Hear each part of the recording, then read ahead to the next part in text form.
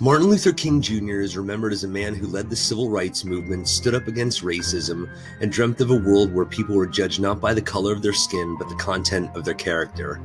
But racism was just one injustice King fought against. Martin Luther King Jr. was vehemently anti-war and a proponent of economic justice. This aspect of King's fight drew not just the ire of reactionary Southern segregationists, but also the ire of Northern liberals, the press, the military-industrial complex, and the Democratic Party, who viewed his stance on Vietnam and capitalism as dangerous and radical. Martin Luther King Jr. was assassinated in 1968, but U.S. history ends his life in 1963 at his I Have a Dream speech. After Congress passed the Civil Rights Act and the Voting Rights Act, King turned his attention to U.S. foreign policy and domestic social issues, which he saw as intimately linked. In 1967, against the advice of his trusted inner circle, King gave an incendiary speech at Riverside Church in New York City titled Beyond Vietnam, where he condemned the United States, calling it the greatest purveyor of violence in the world. He even broke with the liberal doves who still tried to convince the American public that the war began with blundering efforts to do good, saying, "If we continue, there will be no doubt in my mind and in the mind of the world that we have no honorable intentions in Vietnam." Martin Luther King Jr. thought the resources being spent on the other side of the world to kill people should be spent at home to fight poverty. King said, "And one day we must ask the question, why are there 40 million poor people in America? And when you begin to ask that question, you are raising questions about the economic system, about a broader distribution of wealth. When you ask that question, you begin to question the capitalist economy."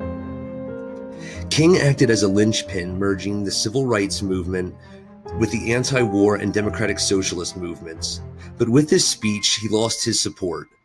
Lyndon B. Johnson, King's most powerful ally, henceforth refused to meet with the Reverend.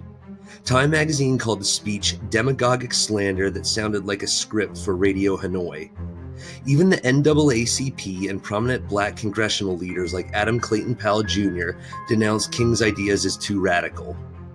J. Edgar Hoover, who had been trying for years to convince people that the civil rights movement was a tool of Moscow, called King the most dangerous man in America and wrote a letter to the Reverend telling him he should kill himself. King continued his fight for justice, knowing full well his every move was being watched. Attorney General Robert Kennedy approved the wiretapping of King, and James Harrison, King's treasurer, was actually a paid FBI informant. Martin Luther King's next move was planning a poor person's march on Washington, D.C. to call for equality of opportunity. King thought that the main problem with all injustice was that it was invisible. His plan was for poor people of the United States to set up a camp on the Washington Mall so that Americans, foreign visitors, and the government themselves would be forced to look upon the poverty that the American system created. His hope was that the shantytown would publicly embarrass the federal government and force it to pull its resources out of Vietnam and use them to ameliorate the suffering at home. King made no attempt to hide his intentions, saying, "A nation that continues year after year to spend more money on military defense than programs of social uplift is approaching spiritual death." When Martin Luther King Jr. was in the South condemning racist sheriffs, the northern elites and liberal press loved him. But when he turned his focus to class conflict and private capital, he was stripped of power by those in power. 1 week before he was to lead the poor people to D.C., King was assassinated while supporting a public sanitation workers' strike in Memphis, Tennessee. After his death, his widow, Coretta Scott King, led the march. Marginalized people of all colors occupied the nation's capital for a few weeks, demanding economic justice for all Americans. The shantytown was named Resurrection City.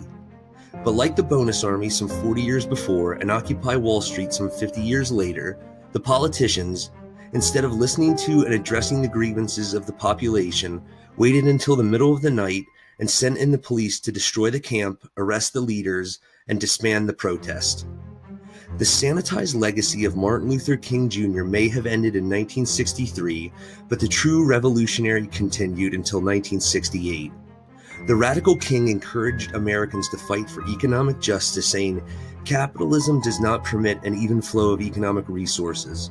With this system, a small privileged few are rich beyond conscience, and almost all others are doomed to be poor at some level. That's the way the system works. And since the system will not change the rules, we are going to have to change the system."